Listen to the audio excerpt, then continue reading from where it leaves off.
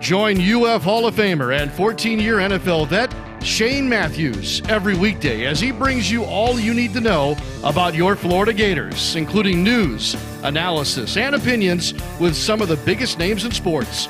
Find us on Spotify, Apple Podcast, Google Podcast, or wherever you listen to your favorite podcasts, or watch us live at 8 a.m.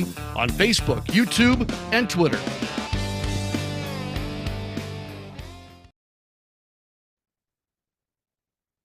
Good morning. It is a live edition of PodUp with Matthews in the morning from the Crime Prevention Security System Studios, large enough to serve you, small enough to care. UConn, your back-to-back national champs in dominating fashion, not surprised at all. Gator softball comes from behind 5-1, ties it up, wins it in 8 innings to win the series against the 5th-ranked Lady Tigers. And they move to 34-6, 9-3, and sole second place in the SEC. They'll play Wednesday and then head out to Missouri. Baseball tonight in Tallahassee against the Semis. Let's go to the Titan MR hotline, and we are joined by Buddy Martin from the Buddy Martin Show, courtesy of Comfort Tim. How you doing, buddy? Good morning, Shane. Happy post-Final Four. We finally made it through. It was just exhausting to watch all the basketball. I mean, I didn't sign on for the double duty here. When I started covering basketball, the women's being so compelling, and of course, last night's championship game, incredibly, UConn now tied for the 3rd most national championships in NCAA history with 6. And it looks like it's not going to stop anytime soon up there. So congratulations to all the Huskies. And by the way, congratulations to Dawn Staley. I don't know if you saw the emotional breakdown she had on TV or not, but she's been pent up with us for a long time. To go undefeated for a season, remarkable. And they were just so good in the end. I was rooting for Iowa. You probably were too, and Caitlin Clark, but it wasn't to be. But there's one thing about it. Be a talented team is one thing. Be big and talented is another, and they're well coached. Congratulations to Lady Gamecocks. Yes, indeed. UConn, as we said, Dan Hurley is there's only 4 coaches that have gone back-to-back since 1965. It's Dan Hurley, Billy Donovan, Coach K, and John Wooden. UConn was clearly the best team in all of basketball. What's fascinating, buddy, I don't know if you're aware of this. The only 2 seniors they have on their roster are their 2 guards, Cam Spencer and Tristan Newton. Do you know where they transferred in from, buddy? Probably someplace like McNeese State. I don't know. So people may not be aware of this. Cam Spencer, number 12, he started his career at Loyola, Maryland, transferred to Rutgers last year, and then to UConn this year. And then Tristan Newton played his first 3 years of college basketball at East Carolina. And they probably got the best backcourt in America. But, yeah, UConn is they're not going anywhere. It's the premier basketball program in America right now. And it'll be interesting to see if those underclassmen come back or if they declare for the NBA draft. So you mentioned the guard. It's just real quick. You mentioned the guard play was so good with those 2 guys. But also, it was nice to see the big men back in the game again. And I know that while he doesn't wow you, and you're not a big fan of Zach Edey and think he probably won't be an NBA player, he scored 37 last night. And I'd like him as a big guy. And I remember when the game was dominated by the big men many, many years ago. It all started changing with Kareem Abdul-Jabbar. But this whole NBA league was built on the backs of Russell and Chamberlain. And then, of course, it morphed into something else with Michael Jordan. But, I think that we're seeing a little bit of that. But what guard play, and the thing I want to say about the big men, I am so impressed with their ability to handle the ball and to make plays and pass. Their passing is a new level. I mean, you're seeing 3 and 4 touches by the big men on one play, which you ever used to see before. So it's another game today, and Hurley's did a great job of coaching. You're right, and he says today, forget it. He's not interested in going to Kentucky. He's going to stay where he is. Yeah, there's no reason for him to leave.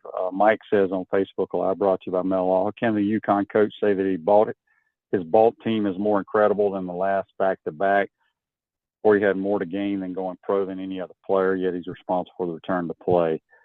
Look, they're different. I mean, it's a different era. I don't know how much they paid Cam Spencer. I don't know if anybody that watches this program even knew Cam Spencer came from Rutgers.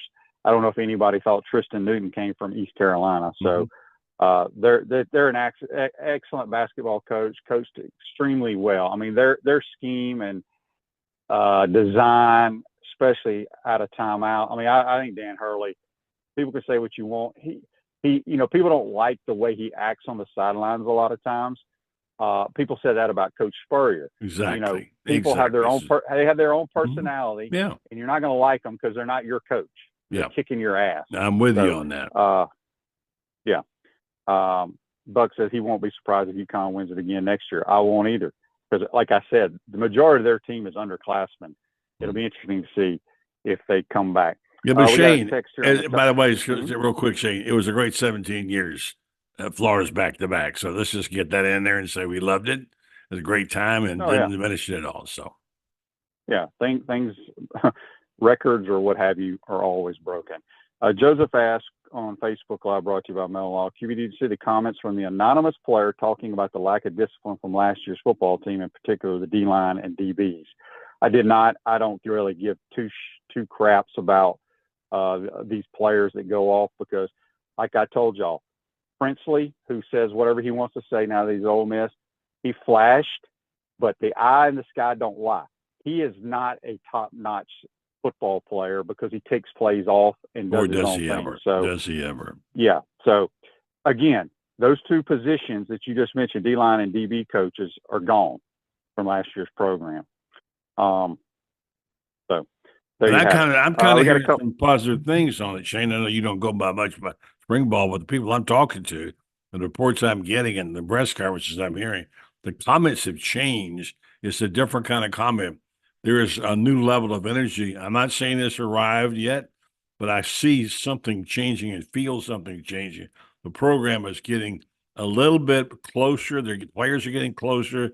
You're seeing tackling, talking about tackling. Everybody's impressed with what they're doing. So let's just say, whatever Billy Napier is doing, it seems to be working at this point. But when they put the ball down this fall, we'll see how it translates. Yeah, Buck says that he thinks UConn's the best in 30 years. I'm not going to disagree with that. Their point differential in the NCAA tournament was an all-time record. Everything was a blowout last year and this year. So, again, congratulations to UConn. Basketball is over.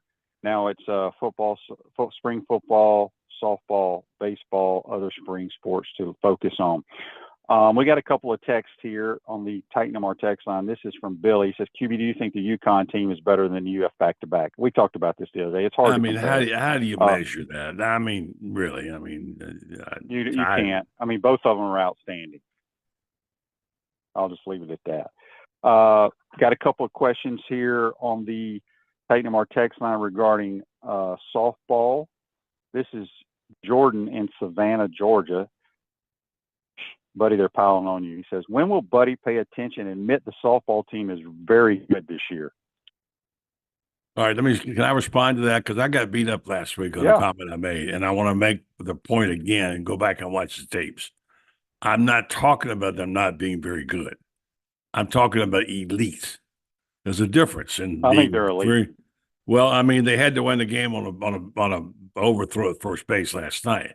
Loved watching the game. I watched a lot of the softball this past week. I know that people want me to jump on the bandwagon and say how great they are. Let's see what happens.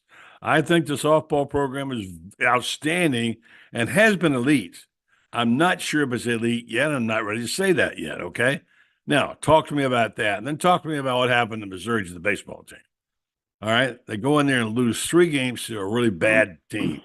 All right? It happens. It's not the end of the world. Awful team. Awful team. So now, don't dog me about when I'm not willing to jump on the bandwagon. Oh, they're the greatest in the world all the time. No, they're not. They're elite on when they prove they're elite. And the softball team, although they played very well, at times had to win the game on an overthrow at first base and a drop third to strike. Okay, Yeah, they won it. But hang on, buddy. But having said that, they won the game. They were down 5-1 going into the I seventh saw the inning. whole game. I watched it during the Final Four. Well, I watched it. I will tell you that softball is elite because they are playing in the most difficult conference in all of softball. They sit at second place at 9-3. They're 24-6. They've won every series this year. LSU was ranked 5th in America. They are elite. They have 2 elite freshman pitchers. They have probably, if not the best player in America at shortstop. And this team can hit, they can pitch, and they can field. I think they are elite, back to the elite status, if that's worth anything. Okay, so they're going to blow the doors off Oklahoma, right? I didn't say that. Oh, okay. You can still be elite. Nobody's Okay. beating Oklahoma, buddy. That's what I call elite. Anyway, we're arguing about semantics and words here. I got jumped on last week when I said the softball team has some stuff to prove. I stand by that remark. I think they're a very good program with a chance to be elite. In my eyes, I've watched a lot of games. I love some of their players. I love what Walton does.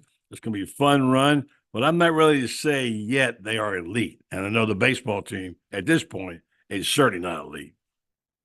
Okay. Yeah, we can agree to disagree on that. I think Florida softball is an elite program, one of the top 5 in America. They've had a couple of down years, which means they lose a super regional. But this year's team is back to where they used to be. Okay. Well, you know what? You say that Florida's going to win 9 games next year, too, but you can't prove that I didn't say yet. that. I didn't say that. Coach Spurrier said that. Okay. Coach Spurrier said that. I didn't say that. All right. Anyway, look, we're talking about semantics, about talking about it and doing it. I'm not dogging the program or Tim Walton. I'm just saying, let's not be too quick to talk about how great everybody is until they've done something, just like the football team. Okay, so let me just ask you one question before we move on. To be elite means you have to win the national title, is what I'm asking. Not every year, but you have to be in competition for it, and you have to be playing at the highest level and being the best teams on a consistent basis to be elite. I will tell you the most elite sports program outside of track and field on that campus is softball. It's not even comparison. I mean, you can't compare. Well, hold on. Let's talk about track for a second. Track, okay? Let's don't forget. I just said that's the elite program. Oh, okay. But softball is number 2. Track and field would be number 1, and then softball, because softball has won 2 national titles, and they've been to the damn College World Series like 12 or 13 years out of Tim's 19 or 18. So that they would be the 2 most elite programs if you're going by the way you are categorizing it. So anyway, well, I'm never going to say anything critical about softball again, because apparently people get very sensitive. I am not talking the softball team. I'm not saying they're not a terrific program and may win it all. I don't know. But at this point, they've run through a few struggles this year. I know their record. Don't cite it to me again. I watched it closely. I don't cover softball on a regular basis. I'm not out there watching practice, whatever. I'm just saying, let's not be so quick to award them a national championship just yet. And I didn't say they were going to win the national title. I just said they're an elite softball program. They've lost 6 freaking games, buddy. 1 to Oklahoma State, who's highly ranked. They lost 1 to Alabama, who's highly ranked. 1 to LSU, who's number 5 in America, and 1 to did I say Mississippi State, Alabama? Yeah, I mean, look, we like I said, we can agree to disagree. I think the softball program is freaking elite. Okay. All right. So we got a text on the Titan Amar text line from Bob in Fairhope, Alabama. He says baseball is not a very good team. People are concerned with the pitching, but we are not a very good hitting team. Go look at our batting averages in the SEC.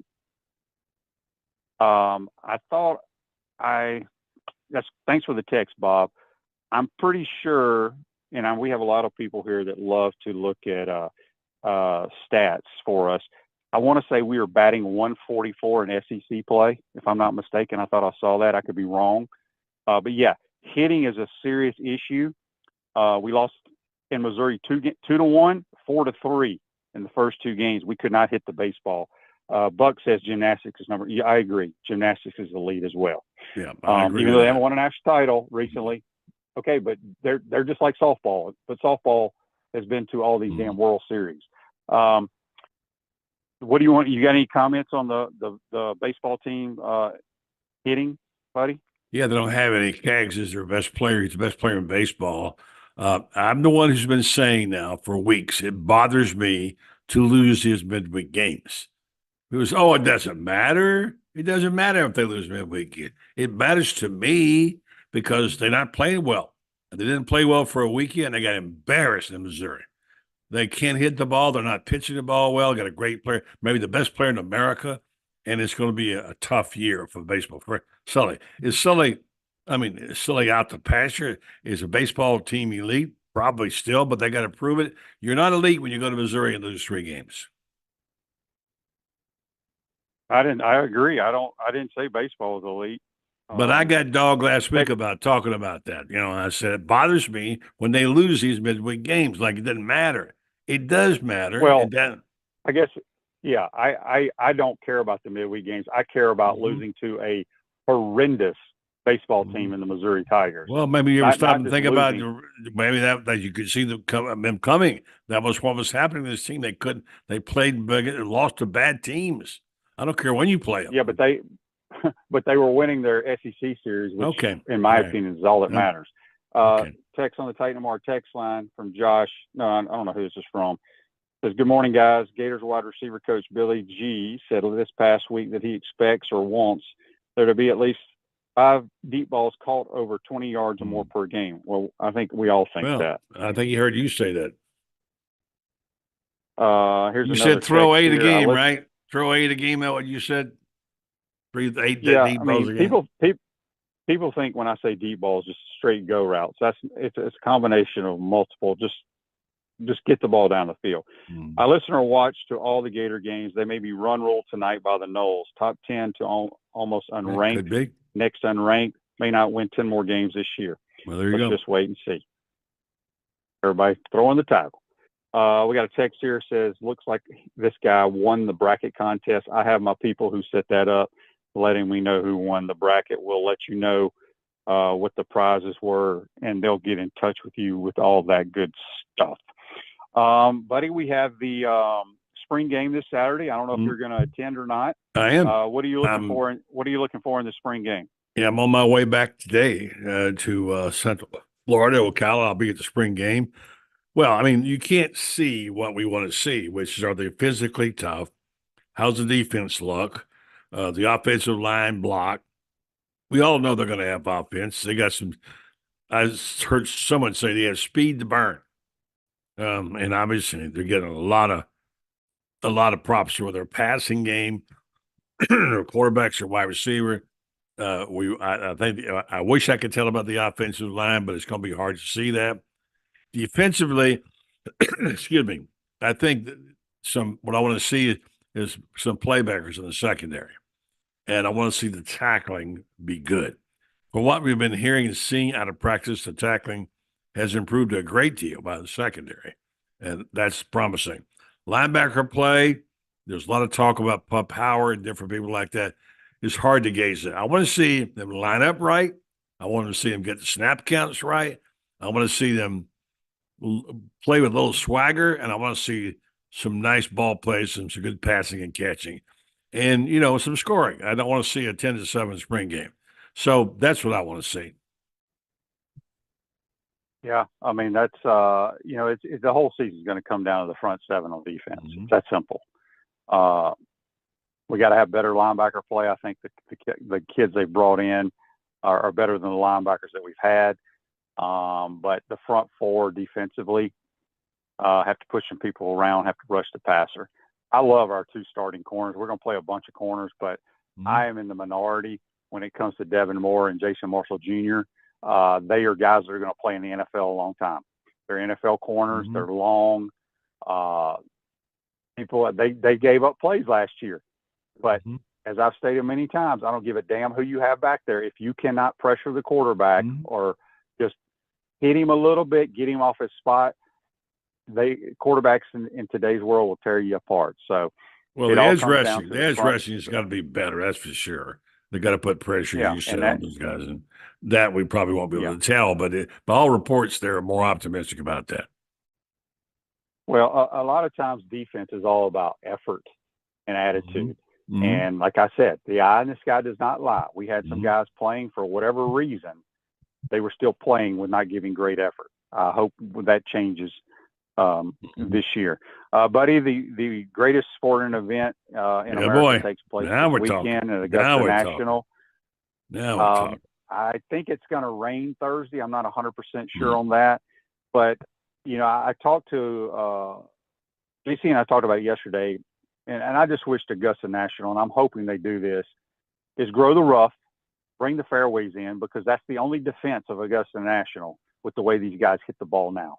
Mm-hmm. And if you look at what Copperhead did down there, the fairways were tight, a lot of rough. The guys struggled. What do you think about this tournament coming up? You know, you got the live players back playing. Mm-hmm. We're going to do our picks here in a minute. What are your thoughts going into the Masters? Well, there's a lot we don't know about it. Players, I have watched some of the live players. Yeah, it's a funny thing. It's still hard for me to watch them playing in short pants and think of them as the PGA Tour players. But now I watched them. A couple of guys are having really great years there. They know this golf course. Some have won in the past. The Masters is such a fantastic event. As you know, Shane, I spent almost 30 years of my life covering it. Loved it. It was my favorite event, and have seen the great ones come and the great ones go. Golf is at a different level now. You know, Scheffler started to sound. Speaking of elite, started becoming a elite player. Is an elite player, and people are ready to lay down. Say Scotty Scheffler will win this tournament. Not so fast, my friend. A lot depends on, as you said, the rough. It depends on the greens. I mean, you have to be able to putt those greens, and you can't free putt them. Everybody can hit the ball long. They're never going to grow the rough like a U.S. Open there. They won't allow it at the Masters. They don't want the players to be embarrassed like that. But they know what to do, and I'm looking forward to this event. I'll watch every minute I possibly can. I have my own personal favorites. Been thinking this one pick for a long time. And when I mention it, you're going to think I'm crazy. But I've got a gut feeling about a couple of players. And, of course, we have some standards that sentimentals. And I don't know what horse you've been riding lately, Shane. I know you like Scheffler. I expect it to be a tremendous event. I don't think anybody run off and hide. I think they'll be competitive right down to the last hole on Sunday, and that's why I love the Masters. It really is. It was designed to be a horse race on Sunday, and that's what it usually is. That's what makes it so great. Yeah, for sure. Amy's question to me on Facebook Live, in my opinion, what is the best designed golf course in America? That's hard to say. There's so many great ones. I wouldn't even know where to start on that. I got to go back to this. Lee says Shane's take that the defense was the problem. Offense was fine, just needs to take more deep shots is oversimplification. Offense had no flow, motion for no reason, dive plays, wide receiver screens aren't going to cut it. Got a lot to get more creative. Look, dude, Lee, I respect your opinion, but the offense was not the problem. If you watch football, not every offense scores on every play. And, I mean, watch the Kansas City Chiefs. They're probably the best offense in football. They struggled at times. Not every play is going to score a touchdown. There's reasons why you do certain things. So let me go back to the point. The Gators were fine offensively. Were they explosive? No.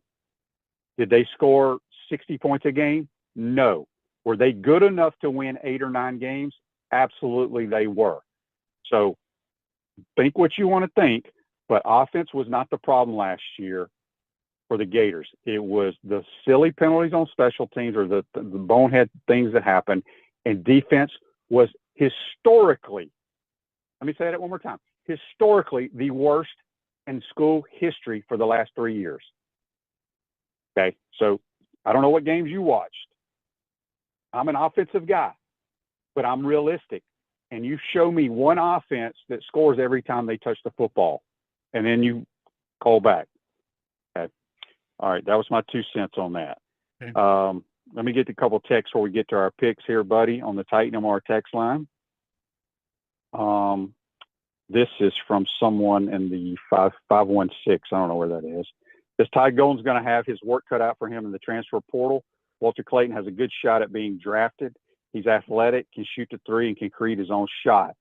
Clayton, Poole, and Samuel are a lot to replace. Kugel, we knew was going to leave. I'm confident in Golden's ability to evaluate talent. Yes, I agree. Let's see how the baseball team rebounds before we put them to bed. Thanks for the text. I believe in Todd Golden because the guys he brought in were the best players on the basketball team. And I think he will bring in he's going to bring in guys that you never heard of, just like you never heard of any of those guys to fit his program. Would you agree with that, buddy, or disagree? I do. And he's really got his eyes on a couple. We got to see if Clayton's coming back or not. I understood. I didn't know this. Apparently, he's declared for the draft. The only option to come back if he comes back to college has to be Florida. I didn't even know that rule existed. So they're pointing out this is not something new. A lot of players have tested it. He played fantastically for the team. And, of course, they're going to lose some people, but they got such a good core of players. I think they're going to be good for a long time. They have a chance to be elite. They couldn't get there. They couldn't get to the Sweet 16. Here's what I feel about. I really think, I'm going to say something to surprise you. I think the football and basketball programs are in good hands. I do. The next couple of years, I think good things will happen to these two programs. And when you boil it down, talking about what's elite, what's not, baseball, golf, whatever, bottom line, the revenue sports, football and basketball, and I played baseball, I appreciate it, but football and basketball are what drives the ship here. And those two programs have got to be better. I think they are in good hands at the moment. So do I think they got a ways to go? They do. I'm like everybody else, want to see about the defense in football. The basketball program I feel real good about. I think Todd Golden is the guy. I think the program is going to flourish under him. Yep. All right, buddy. Who are you picking to win? Give me 3 picks for the Masters this weekend. All right. I've got a kind of different way I got it broken down. I've been thinking about this one guy for a long time, and if I named 10 guys, you would never think this would be one of them. But I'm going to start. Obviously, let's just put Scheffler off to the side. You've got to put him in a category where he's by himself, and he may again win. But my whole thing is, if not Scheffler, then who? It's easy to do the usual picks and the usual suspects, and Schauffele and Rahm and Koepka, etc. I've got my eyes on a couple of guys. You'll laugh at me. I've got the outsiders group. Okay, listen to this. Brian Harman. I've been watching him really close for a couple of years now, and he's a shot maker. He can get hot putting. He can get a hot short game. He is one of how many southpaws you think there are on tour, Shane? About 5 is my guess. 15. 15, okay. No, not 15 to compete all the time. Of course, we know Mickelson. Ocala's Ted Potter's one of them, by the way.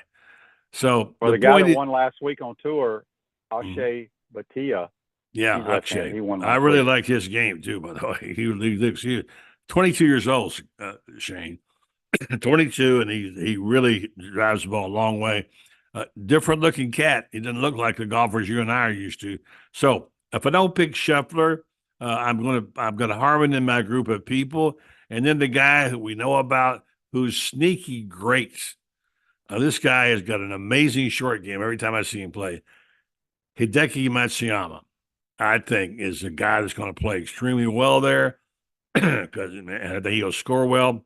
He won't have any big triple bogeys, and he is capable of chipping in at any time when he's going around the green. So I've got him too. Those two of my outsiders. And then, of course, you've got the others. And I want to mention the sentimental ones. I want Jordan Spieth to win. He's 20-1. He's not putting well. He cannot seem to get it together. But I put him and I'll put Rory down as brother sentiment.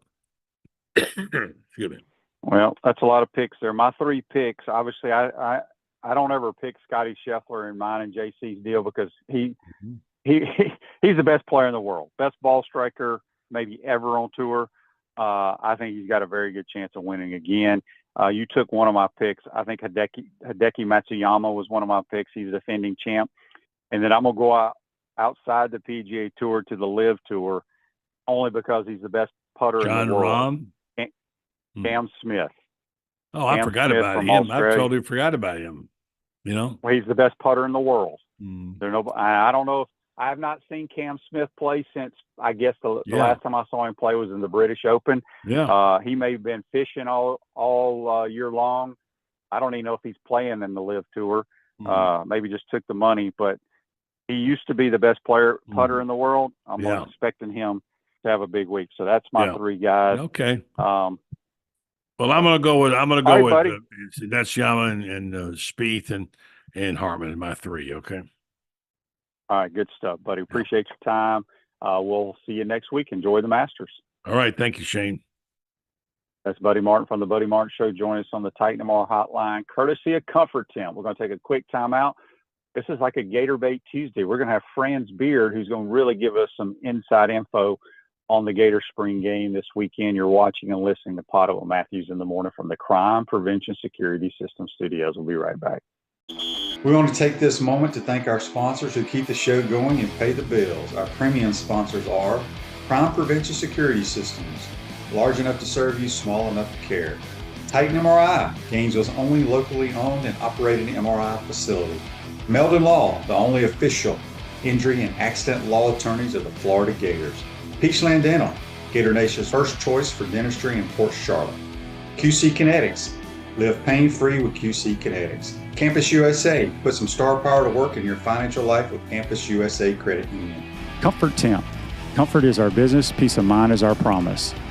Dave & Buster's Eat, Drink, Play, Watch. Radware, your local provider of promotional products, uniforms, and apparel. Our gridiron sponsors are Auto ER, UF Bookstores, Silverback Concrete, Ruse Ogre State Farm Insurance, Radware, F45, Quality Plumbing. Our touchdown sponsors are Adams Ribs, Gator Dominoes, Celebrate Primary Care, Gator Bait Media, Okido America, Style Cuts, Ironwood Golf Course, Big Mills Cheesesteak, McDonald's of Gainesville, 84 Lumber, Dowling Signs, Baker Sporting Goods. If you're interested in promoting your business on the show, call Freddie at 352-284-3733. If you like what we're doing here, make sure to follow us and support the businesses that support us. Pro football legend Emmitt Smith understands your joint pain. It does not surprise me that there are a ton of people out there that's in pain. That's why Emmitt is such a proponent of QC Kinetics, offering real lasting joint pain relief with non-surgical, all-natural biologic treatments. Whether it's a joint pain, ankle pain, shoulder pain, neck pain, back pain, hip pain, any kind of pain, the body eventually will break down when it's under that much stress. That stress can cloud your judgment to the point that you'll just say yes to the scalpel or yes to another prescription of pain pills. But make 14550.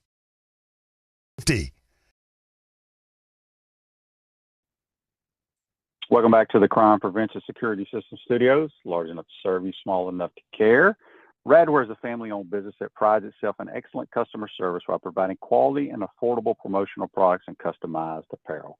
We're going to head back to the Titan MR hotline, courtesy of Comfort Temp, and we're joined by Gator Bait Media's Franz Beardl. Good morning, Franz. How you doing, my man? Doing well, Shane. A little bit sad because basketball season has come to an end, but that means that we can look forward to Mouse Holloway probably winning another national championship in track. Yeah, no doubt about that. Hey, speaking of basketball, before we move into football, we saw the news yesterday of Walter Clayton Jr. going to test the NBA waters. Your thoughts? I feel like he'll be back in a Gator uniform. Oh, he definitely will. He's not listed among the top 100 prospects. You got to remember something. Trey Mann did this. Keontae did this. Colin Castleton did this. He's putting his toes in the water, finding out what he's going to get to work out with the scouts. He's going to find out what they say. Okay, if you do this and you do this and you do this, you're going to be okay. If he goes to the G League, which is where he would go because he's not going to get drafted in the top 2 rounds. You got to remember only 60 guys get drafted, and about a third of those will be Europeans, maybe even a little bit more than that. He's only, the average G League salary, Shane's $40,200 or $42,000. I can't remember whether it's 42 or 42 even, but it's not a lot of money. He makes more than that off NIL money here in Gainesville at UF. So he's going to be back, but he's doing the smart thing. He's getting his name in front of the scouts. They're going to see what he can do, and they're going to tell him, look, if you do these things, you've got a chance to be with us in the future. And that's what's going to happen. Yeah. He'll be back. Yeah. One more basketball question. Somebody mentioned it on Facebook Live, but I think I heard differently. This big 7'7" or 7'6" kid from IMG, he's committed to the Gators, but I don't think we're totally committed to him, are we? He wants to recommit, to declassify 2025 and come this year. And I believe that he will be able to come this year if they have an available spot opening. What they do is going to depend on what they feel that the long range recovery is for Micah. Okay. If Micah's recovery looks like it's going to stretch into January, February, then what you're probably going to do is you're going to end up redshirting him. So you're going to have somebody who is immediate experience help. And that's what you're going to end up doing. So they are committed to him, but they're not committed to him coming just yet based on what the need is. Now, if they perceive Micah is going to be able to come back sooner, I feel certain they'll take him because he's got one thing you can't teach, Shane, and that's tall. Yeah, that's true. And your information is probably better than what my information that I got was well before Micah got hurt. It was like even early in the basketball season that he committed to the Gators, and we were like, "Oh, I'm not sure we want you." And then I was told that if he comes, he will be like a preferred walk-on. So, time will tell. We'll see what happens there. Got a lot of time until, You got to remember the last guy his size that came out of IMG was a guy named Zach Edey, who did pretty well as a college basketball player up there at Purdue. Yeah. I just don't know. I just envision, I don't think a guy fits into Tide's system that well, but I've never seen the kid play. Before we move on, somebody texts that they feel like Kentucky should try to get Mark Few from Gonzaga. Who do you think the next coach at Kentucky is going to be? I think I think they're obliged to make a call to Mark Few, but I don't know that Mark Few wants to be in that fishbowl. You got to remember something. At Kentucky, until you've won 4 national championships, you're just another coach, which is why I think Billy Donovan will say no for the 3rd time. Why Billy said no the first 2 times, because Billy was content being the first Billy Donovan at Florida instead of the next Adolph Rupp at Kentucky. And there is something to be said about fitting comfortably in your own skin. And Kentucky's a tough place to fit in. I think John Calipari, as the years wore on, realized that this is a grind, and it's a grind because the pressure to be the next Rupp is always going to be there at Kentucky. And he just wasn't prepared for it. He was ready to go. And trust me, Kentucky was happy when he left. My belief is that he is. Hang on a second here. I'm getting the call in that I don't need.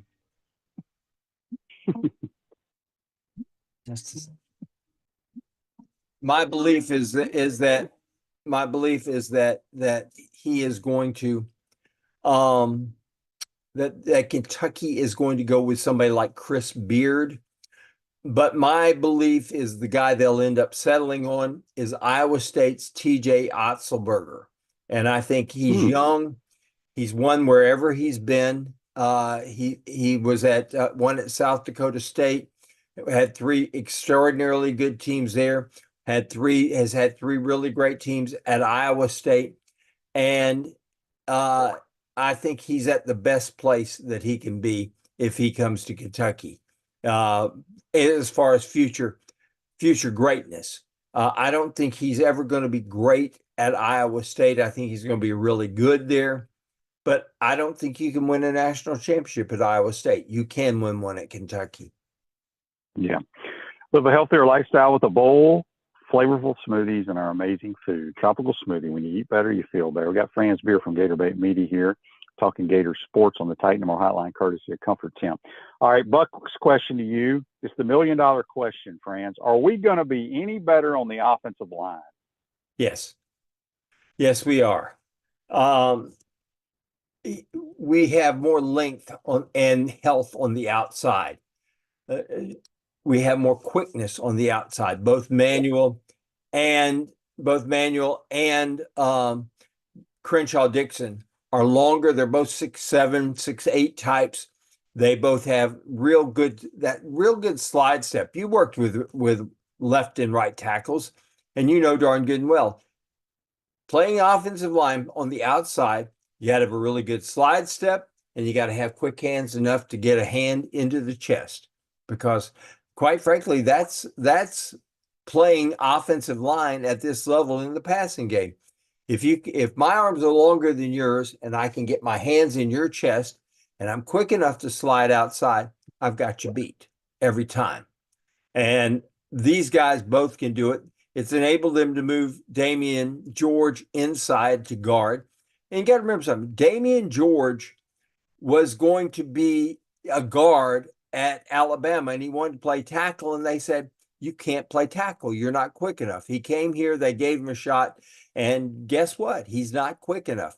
But he is a brute on the inside, and you put him and Najee Harris at the guards, and Florida's got a couple of road graders on the inside. Jake Slaughter at center. Jake Slaughter is going to be an all-SEC center, maybe even this year. Go to Pro Football Focus and look at all of the centers that he had a better grade than last year, some of whom made All-America teams. And Jake Slaughter had a better grade. I know a lot of people, Shane, had that lingering memory of him when in the Utah game when he was deer in the headlights. But he got better as the season went on, and his Pro Football Focus analytics are off the charts, particularly in pass blocking. Graham Mertz says that they're almost like at this point where they can complete each other's sentences.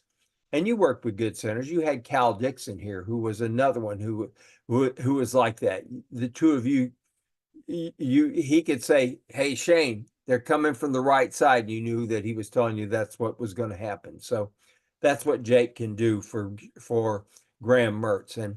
And Shane, you told us a year ago, this time during the spring, we don't have to worry about Graham Mertz. He's going to be a real quarterback. Well, now he's in his second year in the system, and he's going to be really, really, really good. As good as you were in 1990, you were unbelievably good in 1991, your second year in Steve Spurrier's system. And I think Graham Mertz is going to have that quantum leap that you make in the second year this year. Yeah, I agree 100% with that. My only concern, it's not really a concern, but kind of part of Andy's question here. It says, Franz, do you think Tank Hawkins will contribute the same way Trey Wilson did last year? I love all our young skill guys and the guys they brought in. But Ricky Pearsall, Franz, in my opinion, is a top 10 or top 15 receiver to ever play at this school. Who takes his place? Do you think it's going to be Trey Wilson? We all know what he can do, but back to Andy's question, do you think Tank Hawkins has a big impact this year? He's going to have an impact. Now, is he going to be the guy? I think the guy is going to be, it's either going to be Trey Wilson or Chime Dike. And I think Chime Dike is going to be the steal of this year's transfer portal. I don't know that he is as good as Ricky Pearsall. I don't know who there are too many receivers who are as good as Ricky Pearsall. But I do know this. He's a guy that you can depend on to run precise routes. Billy Gonzalez loves him. And if Billy Gonzalez loves him, in my book, that means he's pretty darn good, because I think Billy's as good a teacher of running precise routes and getting separation of any wide receivers coach that's out there. Speaking of the receivers, Franz, I know you go to a lot of the press conferences and ask Billy questions, and I've asked multiple media boys that have been on my show to please ask this question. I don't know if anybody ever has. So I'm going to see if you can answer it. Will the Gators ever line up in 10 personnel, which means we have 4 legitimate wide receivers with no tight end? Yes. Like, I would love to see the kid from Wisconsin. And how do you pronounce his name correctly? I probably need to know this by Saturday. His name is Shamir, but they call him Chimmy. And his last name is DK. Chimmy DK. Okay. So I would love to see Trey Wilson, DK, Andy Jean, and Hank Hawkins or Aiden Mizell. Can we line up in that for a few plays is all I'm asking. There will be 10 personnel several times a ball game. Okay, because we've never run 10 personnel since Billy Naper's been our head coach. I'll tell you why we will. Billy Gonzalez told me this. He said, for the first time in a while, he said, even since maybe since 2019, he says we can line 4 guys up and go vertical on every play. Now that tells you something right there. Well, Yep. And they've got the speed to go vertical. And the other problem with going vertical and why they haven't, it has to do with the fact that they didn't have tackles they could trust. Now they've got tackles they trust. And if you're going to go 10 personnel and you're going to go vertical on every play that they're in there, you better have tackles that can block. You better not have to keep receivers in the slot so they can chip before they get out on the route. And this is what they've got. Yeah, I think Shane. I remember how Ohio State. If you remember the 2006 national championship game, Ohio State came out and tried to go 3 wide, and before you knew it, they ended up in 12 personnel the whole game, and were only running 2-man routes because they had to keep the fullback in, they had to keep the tailback in, they had to have a tight end to block because and they could only run a 2-man route because they couldn't stop anybody off the edge. And that was kind of our situation last year, is we couldn't stop anybody off the edge, but this year we can. Yeah.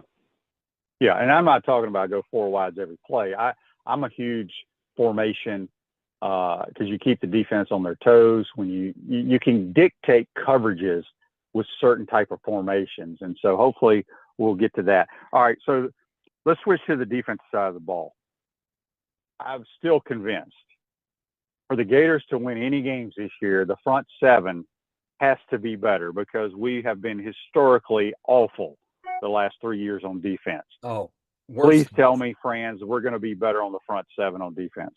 The reason we are going to be is because of Ron Roberts. And Ron Roberts understands that defense is a 3-layer situation, Shane, as you know. I'm not telling you anything you don't know, but hopefully people out there will understand what I'm saying. It's a 3-layer deal. You got to have your front 4 or 3, however you want to do it. But usually because you're going to bring somebody else off the edge, it's always going to be a 4-man front. Technically speaking, you may only have 3 guys with a hand in the dirt, but it's really going to be a 4-man front. You're going to have 3 linebackers, and you're going to have 4 deep, or maybe in the case of with the extra wide receivers out there, you'll have 5 deep. He's got the safeties over the top now. DJ Douglas, I'm told by people in New Orleans that I know. I got a tip the other day that DJ Douglas was the guy that the Tulane people said they were going to miss more than any guy on the defense. I made a couple calls out there and confirmed everything I'd been told, that DJ Douglas is indeed the real deal. And Asa Turner, who came from Washington, is another guy, over the top guy, who's not going to let people get behind him.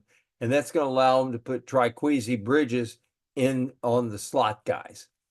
Then you got in the middle of there, you got the linebackers, Grayson Howard, they call him Pup, big time guy. 6'4", 245 pounds, and can move. We got overpowered. We've been overpowered the last 2 years in particular in the middle of the field because we just didn't have that big guy that could really get stops. I'm liking everything I'm hearing about Joey Slackman at one of the tackles. I'm liking what I'm hearing about Caleb Banks, about Cameron Jackson as well.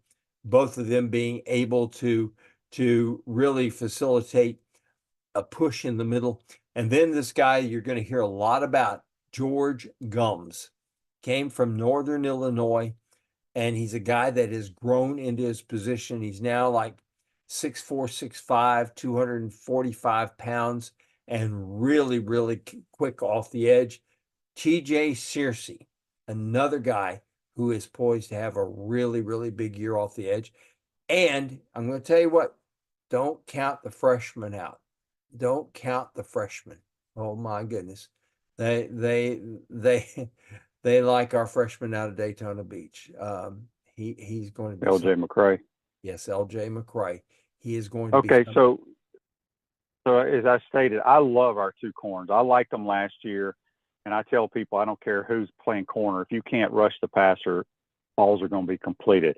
So you got Jason Marshall Jr. and Devin Moore, long athletic dudes. Mm-hmm. So do you think at the safety positions, the starters will be DJ Douglas, the kid from Tulane, and Asa Turner, the kid that transferred in from Washington, and then the slot defender will be the kid from Oregon? Is that who you think will be penciled in as the starters? I think I think they're going to be I think those three will be in the 4-man rotation. I think Castillo is going to be in there as well. Castillo's got too much speed. He's going to have to play a lot. And let's face it, people are going to run a lot of 3 and 4 wide on the Gators as well. And you better have guys that can cover.